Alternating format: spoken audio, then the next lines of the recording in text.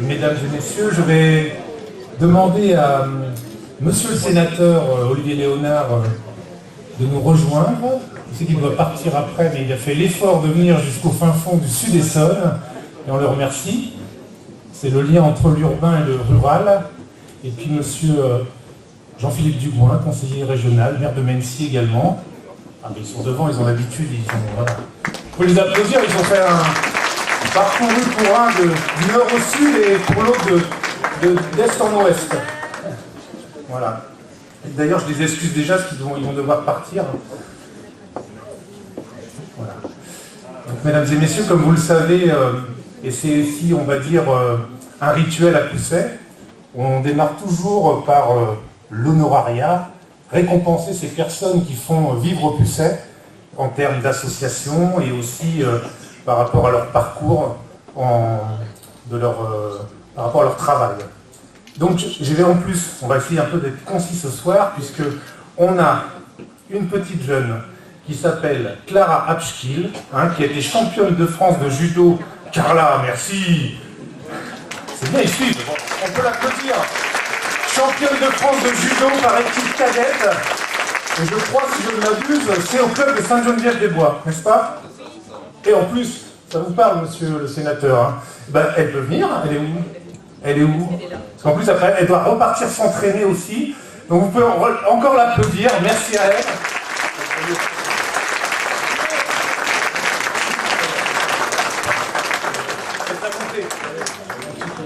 C'est ça qui est leur entraînement. Voilà. Donc voilà, donc franchement d'avoir encore une championne de France à Pousset, on est très heureux en tout cas, dans un beau club qui est le club de judo de Sainte-Geneviève-des-Bois. Merci. Alors, du coup, merci. Le protocole va être complètement chamboulé ce soir, mais vous avez l'habitude à Pousset, puisque je vais donner la parole à monsieur le sénateur avant qu'il parte, et juste après à monsieur Jean-Philippe Dugouin, qui a une belle surprise à nous dire ce soir. Voilà. Monsieur le sénateur, 2 minutes, dites bonjour à la ruralité. C'est vraiment, Greg, c'est vraiment un spécial. Il ne vous annonce pas du tout, il va vous donner la parole, et puis il dit tout de suite, t'arrives, tu parles. Écoutez, d'abord, je suis hyper content d'être là, surtout que c'est agréable de faire une heure et demie de voiture à cette heure-là pour venir de Paris, puisque j'arrivais du Sénat. Ils m'ont fait passer par un chemin improbable, j'ai dû faire 100 km. Mais c'est pas grave, parce qu'on est très très bien accueillis ici, et simplement vous dire que l'Essonne, quand on la connaît pas aussi bien que je peux la... En gros, je ne la connais pas suffisamment et je commence à la connaître beaucoup mieux. Greg m'avait fait un peu la description, mais c'est vrai que c'est mieux d'y venir, et je reconnais que ça donne envie de venir plus souvent.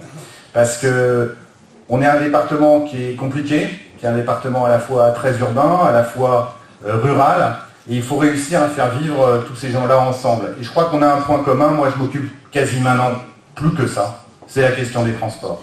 Et aujourd'hui, il y a une situation scandaleuse, c'est celle de la manière dont la Grande Couronne est traitée. C'est inacceptable, je me suis fait décrire à l'instant comment aujourd'hui les gens qui travaillent sur Paris ou dans des départements proches de Paris, combien de temps ils mettaient, combien de temps ils donnaient pour aller travailler et évidemment ne pas s'occuper suffisamment de leur famille. J'arrête le pathos, mais vous savez exactement de quoi je parle. En tout cas, en tant que sénateur, je pourrais vous parler des heures, c'est pas le cas. Simplement vous dire que quand on est en Grande Couronne, quand on est au bout de la Grande Couronne, quasiment dans le Loiret, eh bien, je sais ce que ça veut dire que de subir cette situation, et il va falloir se bouger, il va falloir se mobiliser, et je sais qu'il y a plein de gens qui sont prêts à ça, et qu'il faut qu'on gagne. Ça ne peut pas être Madame Hidalgo qui décide de la situation des transports en Île-de-France. Nous comptons 5,5 millions d'habitants en Grande Couronne, vous en faites partie, et je crois qu'il va falloir vraiment maintenant qu'on se bouge, parce qu'on peut gagner des choses, et on doit gagner des choses. En tout cas, bonne année à tous, et vive Pousset, vive les habitants de Pousset, et vive la municipalité de Pousset et son maire.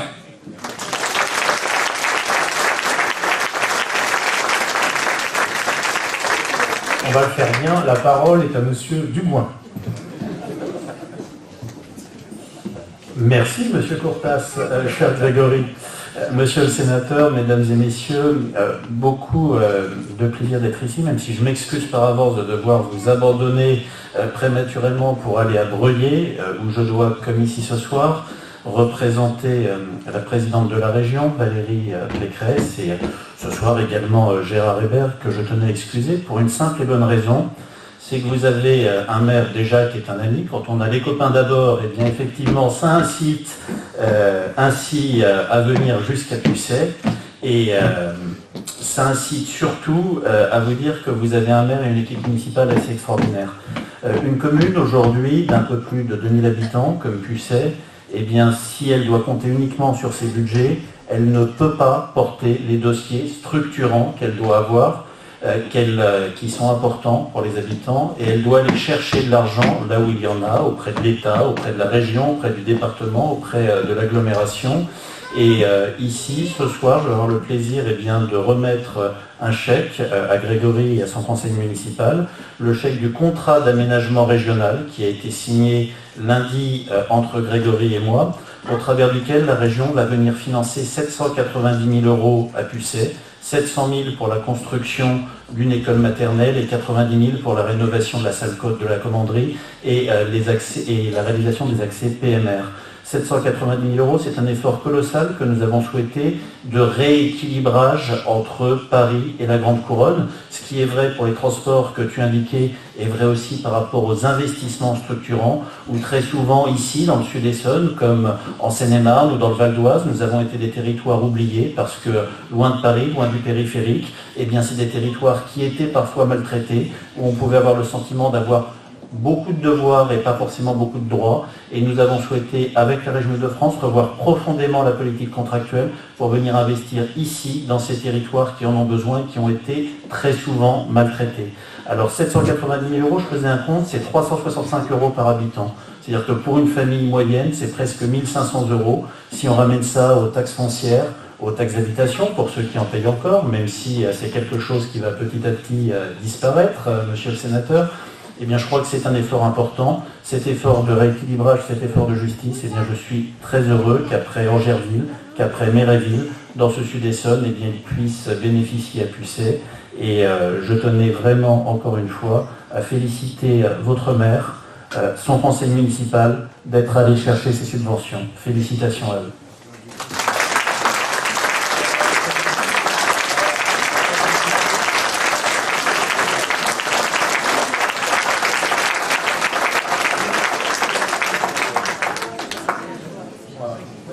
Alors le problème, c'est que la commune ne prend pas les chèques, sauf à l'heure du trésor public. Donc on va s'arranger sous forme de subvention.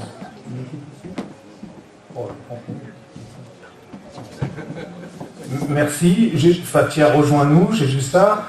Et également, donc, je vais demander aux forces constituées, puisqu'il y a donc nos amis gendarmes qui sont là, nos amis pompiers, s'ils veulent bien nous rejoindre, donc le major Tullier avec son adjoint, le Jean-Chef Binot avec son adjoint également, pour qu'on puisse commencer le discours officiel.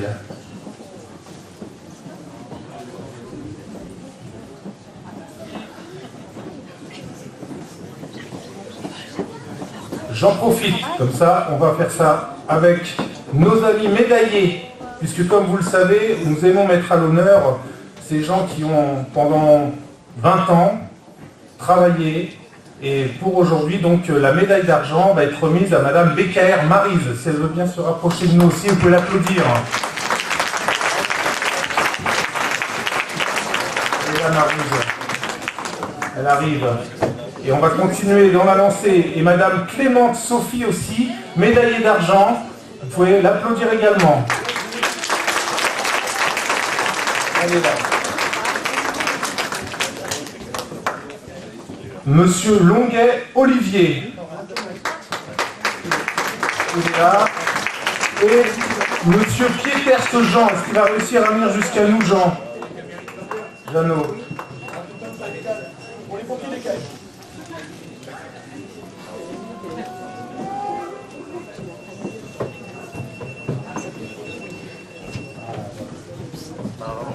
Je redescends.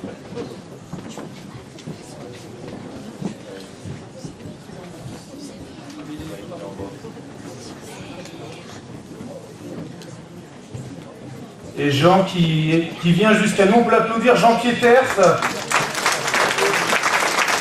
Il a travaillé à la commune toute sa vie, sapeur-pompier, garde-chasse. Et donc il a la médaille d'argent pour 20 ans. Voilà.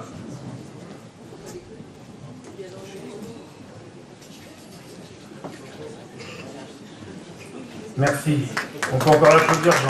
Merci.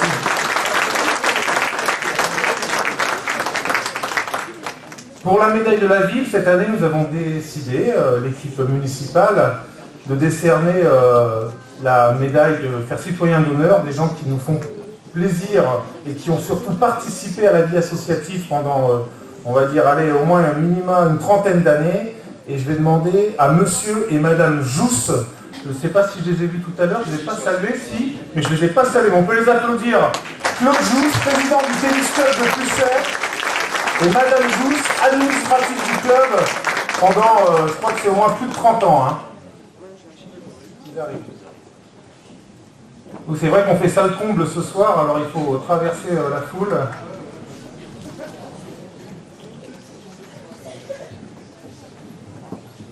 Allez, sur mon faux.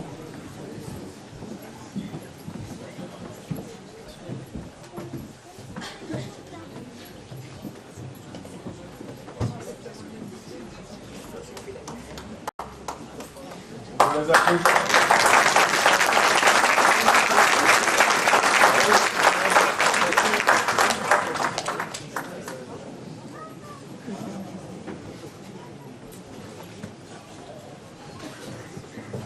Et donc, mesdames et messieurs, à l'initiative du Conseil municipal des jeunes, le score des maisons illuminées de Pucet, donc 5 maisons ont été lauréats cette année. Donc je vais commencer par la 5e maison, qui est donc la famille Le Jeune Maire. Hein, Le Jeune Maire, 28 rue du 19 mars. On donne même les adresses. Qu'est-ce qu'ils sont? Je les ai vus, madame, voilà. Monsieur Le Jeune et madame Le Jeune, que j'ai marié en plus il n'y a pas longtemps. Alors, monsieur le maire qui marie madame le maire, je ne dis pas, ça fait désordre. Merci. Bravo. La 4e, la famille Leblanc, 3 rue des FFI. Monsieur Leblanc, je l'ai vu, monsieur Leblanc Stéphane. Ah oui. En plus, on peut l'applaudir parce qu'il nous fait des belles choses, rue des FFI. Que ce soit pour toutes les manifestations, Noël, Pâques, le Paris-Pucet, il arrive. En plus, la famille Mullard, Dérin, Leblanc, c'est toujours la compétition à qui aura la meilleure maison illuminée de Pucet. Ils en font une affaire de famille. Hein. Voilà, on peut l'applaudir. Bravo Stéphane. Donc à la 3e place, c'est la famille Derain-Mullard, une nouvelle fois, de la 11 route de Grandville. Ils sont où la famille Mullard? Chantal, je l'ai vu Chantal.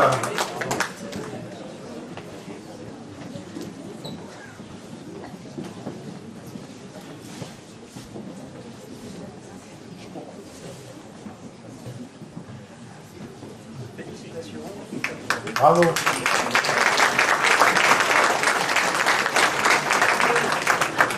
Et alors là, le lauréat, cette année, franchement, il la voulait vraiment, cette première place.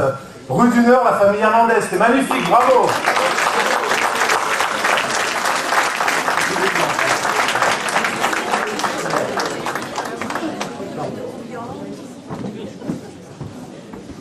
« 5 ans de travail pour avoir la première place, bravo. »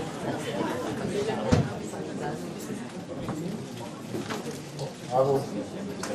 Bravo.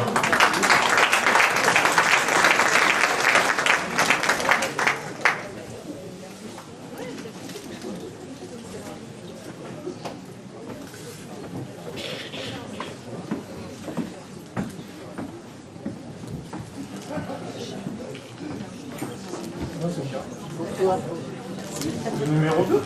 Oh là là, bien. Bah, monsieur et madame Morchouane, 3 bis, centre de Montverjon. Bravo, 2e place.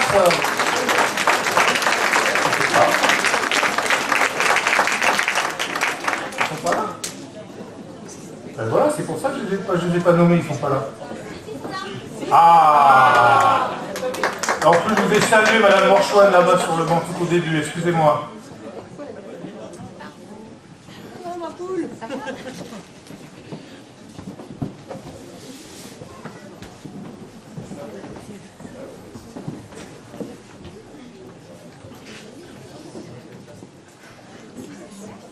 Bravo, Madame Morchouane.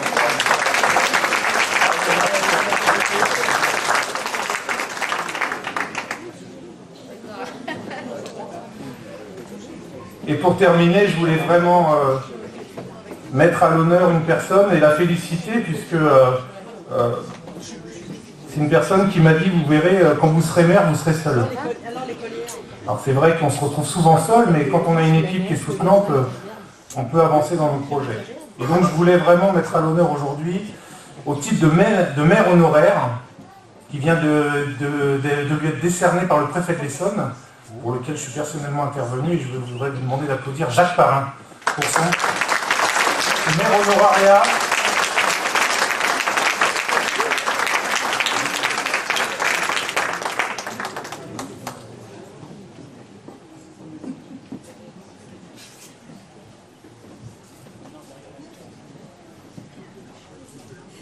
Jacques, il arrive.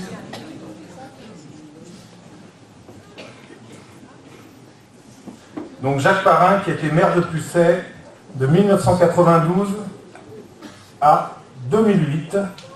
Voilà, vous pouvez l'applaudir.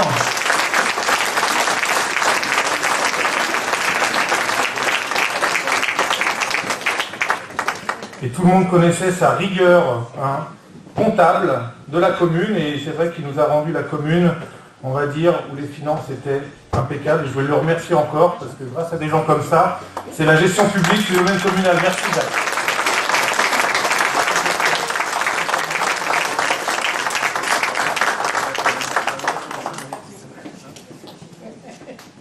Merci à toi aussi. Bravo.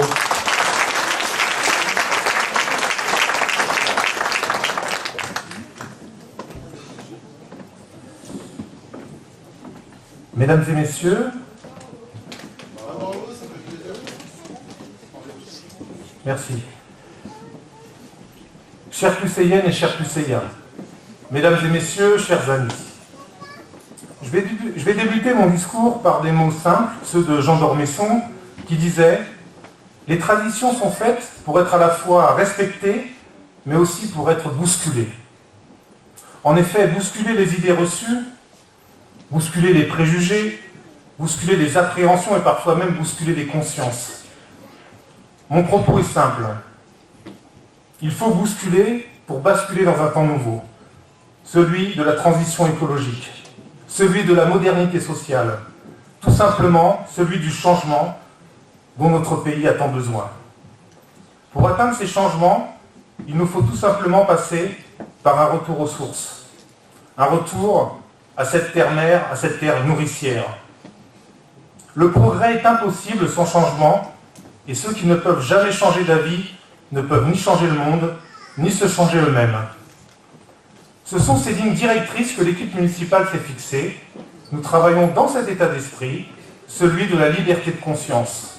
Nous travaillons afin d'assurer à notre commune la liberté de s'administrer dans le respect du mandat confié aux élus par la population. C'est-à-dire que la commune puisse conserver ses compétences, comme la gestion de l'assainissement, de l'eau potable, l'instruction des demandes d'urbanisme, afin qu'elle ne se retrouve pas cantonnée à s'occuper des crottes de chiens ou des affaires privées, qui, certes, sont importantes pour certains, mais qui, pour nous, nous met dans des situations parfois complexes.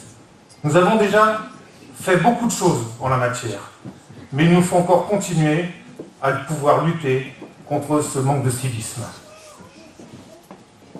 Vous le savez mieux que personne, pour tendre vers ce changement, il n'est de réussite que si elle est collective. Une commune, un territoire ne peut se développer que si se mobilisent en son sein citoyens, élus, acteurs économiques, culturels, associatifs, pour porter des projets en commun. Et ce n'est pas la moindre responsabilité des élus que celle de fédérer toutes ces énergies. Actuellement, notre pays traverse une crise démocratique, une crise sociale profonde. Au cœur de cette crise que nous affrontons, peut-être est-ce l'occasion justement d'ouvrir la voie à une véritable consultation nationale dans les maisons du peuple que restent les hôtels de ville, comme sur les réseaux sociaux, de recréer du lien entre les citoyens et ses dirigeants, et par de là même de rétablir ou de réinventer une complémentarité, une confiance et un nouveau pacte en quelque sorte entre les collectivités locales et le pouvoir central. Il nous faut donc inscrire notre village dans cette grande mutation pour qu'il continue de grandir, pour le rendre toujours plus beau, toujours plus vivant, toujours plus humain. À ce titre, nous allons organiser un débat national dans cette belle salle des fêtes le 30 janvier 2019 sur le thème de la transition écologique.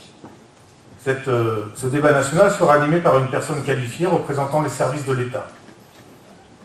Pour cause, la situation de notre pays, cristallisée aujourd'hui par le mouvement social en cours, que je considère comme légitime, nous amène à agir pour permettre à chacun de nos concitoyens d'exprimer verbalement sa colère. L'aggravation de la situation est tangible. Les élus de proximité que nous sommes sont le premier maillon de la chaîne démocratique. Nous proposons que le contact humain soit privilégié en utilisant la proximité des mairies pour communiquer, échanger avec nos gouvernants et surtout avec nos habitants. Au regard de nos concitoyens, les maires sont des interlocuteurs de confiance. En tant que maire, j'entretiens un lien unilatéral avec chacune et chacun d'entre vous, quelle que soit sa nature. C'est ce lien qui nous lie. C'est ce qui nous rassemble, ou parfois ce qui nous éloigne, mais c'est ce lien qui porte les valeurs de la République dans le respect de tout à chacun. Nous vivons une époque toujours plus exigeante, souvent violente, mais aussi tellement enthousiasme, car notre monde abonde d'opportunités qu'il nous appartient de saisir. Dans cette rencontre, nous devons de respecter tous les Pucéiens, c'est-à-dire chacune et chacun d'entre vous. Voilà quelle est notre mission, et qu'elle doit rester. Nous y veillons au quotidien, et vous pouvez compter sur notre altruisme. Pour cela, notre méthode, c'est l'action. Agir en accord avec nos valeurs pour redonner du crédit à l'action publique. Agir pour dire à toutes celles et ceux qui estiment être les parents pauvres des politiques publiques que nous ne les oublions pas. C'est pour ces raisons que nous avons structuré le service public à Pucet en conservant l'instruction des permis de construire, les déclarations préalables de travaux et en créant l'agence postale communale, tout en réorganisant les services tant administratifs que techniques à l'aide de notre secrétaire général de mairie. À ce titre, je tenais à remercier également les agents techniques avec qui nous avons mis en place une brigade verte à partir de 7h30 du matin afin de procéder à la propreté urbaine de notre village. À Pucet, en 10 ans, nous portons les projets à bras-le-corps. Nous pouvons être fiers de ces services à la population qui ont été créés, comme le périscolaire, l'étude dirigée, la maison de santé, la maison relais, les commerces locaux, le marché du samedi matin. Faisons œuvre d'humilité, ce qui n'empêche pas l'efficacité. Il faut être prudent avec les promesses. Nous pouvons constater qu'après 10 ans passés à la mairie, nous tenons scrupuleusement nos engagements. D'ailleurs, je préfère au terme d'engagement, ce terme d'engagement à celui de la promesse. La promesse est une parole, l'engagement est un acte fort. Nous étions engagés sur l'installation du distributeur automatique de billets, c'est chose faite, même si nous sommes victimes de notre succès, car il se retrouve rapidement à vide. Mais par extension, je voulais surtout remercier nos agents administratifs qui, à tour de rôle, maintiennent le service public de qualité, de proximité, en plus de leur travail au quotidien.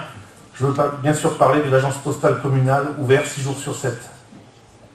L'équipe municipale ne ménage pas ses efforts pour être au service de tous les Pucéiens, quel que soit leur quartier, leur âge ou leurs conditions sociales. Pour commencer, permettez-moi de vous parler des Pucéiens qui payent des impôts, c'est-à-dire nous.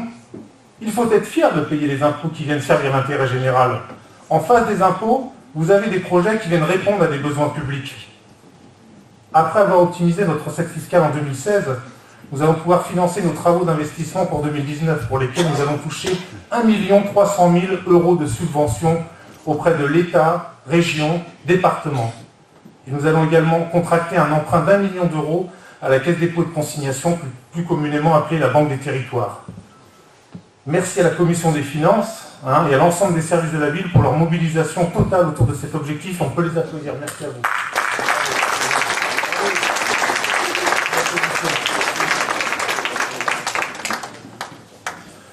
Nous allons donc démarrer les travaux de construction. Je veux notamment parler de notre école, priorité absolue de notre mandat.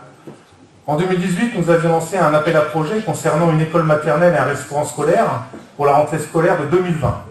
L'appel d'offres est terminé, les entreprises sont retenues Les travaux vont démarrer dès le mois de février 2019. Nous sommes également en négociation afin de vendre l'ancienne poste, ce qui nous permettra d'autofinancer en partie notre regroupement scolaire situé derrière l'école Joliot-Curie. Le syndicat des 4 Rivières, qui gère notre restauration scolaire avec lequel nous avons une convention de mandat pour les travaux, nous allons, avec ce syndicat, construire un réfectoire. Parce que dans ce nouveau restaurant scolaire, nous allons d'ores et déjà habituer aux enfants, à nos enfants, l'école de demain, c'est-à-dire le collège, au travers d'un self et d'une salle de restaurant adaptée pour les maternelles. Mais surtout, et c'est le plus important, nous allons nous assurer que ce qu'ils mangent soit issu des circuits courts et de la production locale. À ce jour, c'est 6 composantes sur 20 par semaine issues de l'agriculture biologique. Il nous faut passer de la graine à l'assiette en limitant tant que possible les intermédiaires. Certes, il est nécessaire de bien manger, mais cela ne peut pas se faire sans passer par la qualité de l'eau. Nous avons engagé un diagnostic de l'étanchéité de notre château d'eau ainsi qu'une réflexion autour du filtre de notre station de pompage. Sur notre commune, nous avons à travailler sur la qualité du service public de l'eau potable. À ce titre, compte tenu de quelques dépassements de normes constatés ces derniers mois, qui ne présentent pas un risque sanitaire, je vais donc présenter un dossier de dérogation auprès de l'Agence régionale de santé, ce qui m'amènera à vous écrire prochainement afin de vous faire part de nos préconisations à ce sujet. Nous allons également rétablir notre réseau d'assainissement à partir de la station d'épuration jusqu'au carrefour du Petit Pucet, conformément au schéma directeur d'assainissement de 2008. Ce sera notre dernière tranche. En 10 ans, nous aurons investi dans de nombreux mètres linéaires permettant à tous les foyers de Pucet qui le désiraient d'être raccordés au tout à l'égout. À compter de 2020, les compétences eau assainissement seront transférées à la communauté d'agglomération de droit au regard de la loi NOTRe. De manière globale, notre travail est loin d'être terminé et nous avons bien conscience qu'il va falloir avancer, être de l'avant, comme nous l'avons toujours fait, afin de répondre à la demande des habitants. Actuellement, nous sommes en pleine révision de notre plan local d'urbanisme qui sera soumis en enquête publique. Nous allons également procéder à la réfection de certaines rues au cours de cette année 2019. Et comme vous avez pu le constater, nous sommes en train d'équiper l'éclairage public de LED en lieu et place d'ampoules sodium. À ce jour, nous avons fait ce que nous appelons du relamping, afin que sur cette année 2019, nous arrivions à 80% d'ampoules changées. Tel est notre objectif, ce qui favorisera une économie substantielle de 50%. La question également, concernant l'extinction éventuelle de l'éclairage public de minuit à 5 h du matin, fera l'objet d'une consultation qui ne sera validée que si et seulement si plus de 50% des personnes inscrites sur la liste électorale y participent. De plus, un mini-giratoire franchissable au carrefour de l'auberge du Petit Pucet va voir le jour en septembre 2019, dans le but de sécuriser la traversée des piétons et de tenter de réduire la vitesse. Pour votre complète information, sachez que c'est 3500 véhicules jour qui traversent notre village sur la route de Dourdan, dont 10% de poids lourds, soit un camion toutes les 2 minutes en journée. Vous avez pu apprécier la couche de roulement qui a été entièrement refaite sur la route départementale pour le bonheur des riverains qui retrouvent le sommeil nocturne. Cette année, nous vous présenterons au cours d'une réunion publique le projet d'éco-quartier avec des jardins partagés que nous allons construire en lieu et place des établissements tournadres. Nous allons créer également une maison de la nature et de la culture ainsi que des maisons ateliers. Nous avons également répondu à un appel à projet que nous avons remporté en tant que lauréat, afin de réaliser un atlas de la biodiversité sur Pucet en matière de faune et de flore. Dans mes propos, je ne vais pas faire l'impasse aussi sur une de nos instances les plus importantes à mes yeux, le Centre communal d'action sociale, qui porte la politique sociale de la commune. Et je peux vous affirmer qu'elle est très active grâce à leurs multiples actions et manifestations. Enfin, nous continuerons à porter une attention particulière aux aménagements destinés aux personnes en situation de handicap. Ne nous cachons pas, il faut avouer que le retard à Pucet est actuellement dans le domaine du numérique. Je peux vous confirmer ce soir que le déploiement de la fibre optique sur la commune sera réalisé dès 2019 dans certains quartiers et que tout Pucet sera fibré en 2020. 2020, c'est demain. Ce déploiement est financé en totalité par le département et la communauté d'agglo.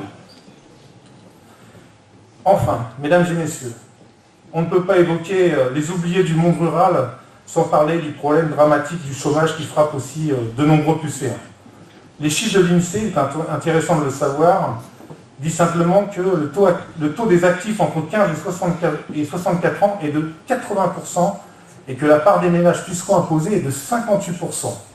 tout en sachant que la médiane nationale est de 55%. La politique de l'emploi n'est certes pas une compétence municipale, mais nous saurons considérer la situation actuelle en restant les bras croisés. Au terme de 10 ans, nous avons accompagné plus de 30 jeunes dans le cadre de contrats emploi-avenir en lien avec la mission locale Sud-Essonne. Nous avons la fierté de dire que tous ces jeunes ont trouvé un emploi grâce à ce tremplin professionnel qui leur a donné une première expérience dans laquelle ils ont acquis des compétences. Par extension, nous avons également accueilli une dizaine de personnes de plus de 50 ans contre une ligne d'insertion par l'intermédiaire de Pôle emploi, personnes que nous avons accompagnées jusqu'à la retraite, voire une requalification professionnelle ou encore une entrée dans la fonction publique. À nous aussi de faire en sorte que les entreprises locales trouvent plus facilement sur notre territoire les salariés dont elles ont besoin. Nous continuerons en 2019, comme nous l'avons fait, à orienter efficacement et aider les Pucéens à se remettre sur le chemin de l'emploi. Voilà, mesdames et messieurs, ce que je voulais vous dire sur tous ces Pucéens qui méritent notre attention et notre respect. Nous ne réussirons pas à vivre ensemble s'il n'y a pas une âme, une force d'une commune. Nous n'avons plus jamais besoin d'écoute et de proximité.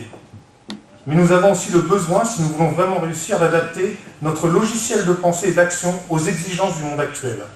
Et cela suppose, comme je l'avais dit en préambule, de bousculer un peu nos vieux réflexes, nos vieilles habitudes. Cela suppose de sortir de la routine et des certitudes pour oser l'audace, le changement tout simplement. Notre travail collectif a porté ses fruits et le temps est désormais venu, à compter les années 2019-2020, d'écrire encore un nouveau chapitre de notre mandat municipal, celui de l'attractivité de Pucé. Pucé ne demande qu'à se développer, qu'à prospérer, à gagner des habitants dans le respect de son environnement. Nous devons être des bâtisseurs. Notre commune va innover. Notre village va enfin pouvoir révéler tout son potentiel. Notre premier potentiel, c'est notre potentiel humain, c'est-à-dire vous. Et je veux d'abord remercier tous les bénévoles impliqués dans le tissu associatif et qui sont des partenaires précieux et incontournables de la vie locale. Je tiens également à souligner le travail pédagogique de nos enseignants qui, au-delà d'apporter un savoir, développent l'esprit critique de nos enfants par l'argumentation des idées. Mais je veux également remercier les chefs d'entreprise, les commerçants, les artisans, les auto-entrepreneurs qui créent de l'activité et de l'emploi sur notre territoire. Je veux enfin remercier les personnels éducatifs, les acteurs sociaux, les professions libérales et toutes celles et ceux qui s'occupent des autres avant de s'occuper d'eux.